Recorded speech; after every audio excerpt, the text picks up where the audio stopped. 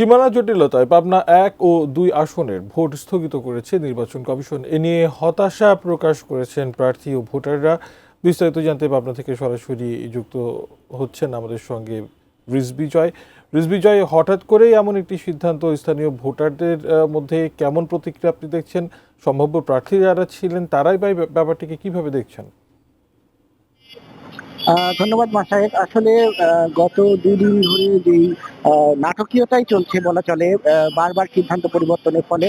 তো সেক্ষেত্রে এখানকার প্রার্থী এবং যারা ভোটার রয়েছেন সবাই কিন্তু আসলে হতাশা প্রকাশ করেছেন এবং আ প্রার্থী যারা রয়েছেন তারা কিন্তু এক ধরনের বিপাকেই পড়েছেন। কেননা আপনি জানেন যে গত কয়েকদিন ধরে মনোনয়নপত্র দাখিল, যাচাই-বাছাই সব শেষে এখন কিন্তু আ প্রচারণার অপেক্ষায় চূড়ান্ত প্রস্তুতিতে রয়েছেন প্রার্থীরা।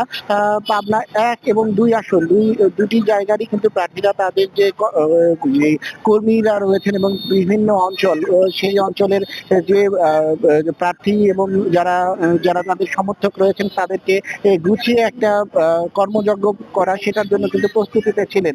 তো গতকাল সকালে হঠাৎ যখন স্থগিতের ঘোষণা আসে তাদের মধ্যে কিন্তু এক ধরনের বিনা মেঘে বজ্রপাতের মতো অবস্থা তৈরি হয়। বিশেষ করে পাবনা ২ আসনে। কারণ পাবনা ১ আসনে সীমানা সংক্রান্ত যে জটিলতা চলছিল সেটি কিন্তু আদালতের আইনি লড়াইয়ে ছিল এবং তার সঙ্গে পাবনা ২ আসনকে যুক্ত করে দেয়া এবং সেই সীমানাকে নিয়ে আসলে পাবনা ২ আসনে যারা প্রার্থী রয়েছেন তারা কিন্তু আ হতাশাই প্রকাশ করেছেন এবং তারা বলছেন যে যুক্তিসঙ্গত কোনো কারণ ছাড়াই এই পাবনা ২ আসনের ভোটও স্থগিত করে দেওয়ার কারণে ভোটারদের মধ্যে কিন্তু ব্যাপক হতাশা তৈরি হয়েছে। আমরা গতকালকে কথা বলেছি পাবনা ১ এবং ২ আসনের প্রার্থী, ভোটার এবং সবার সঙ্গে তারা যে কথাটি বারবার বলেছেন যে আসলে দীর্ঘদিন আসলে তারা ভোট দিতে পারেননি এবং ভোট উৎসবে যুক্ত হওয়ার একটা প্রক্রিয়ার মধ্যে তারা কিন্তু ছিলেন এবং সেটা হঠাৎ করে এটা বন্ধ হয়ে যাওয়ার কারণে নিদারুণ হতাশার মধ্যেই তারা পড়েছেন।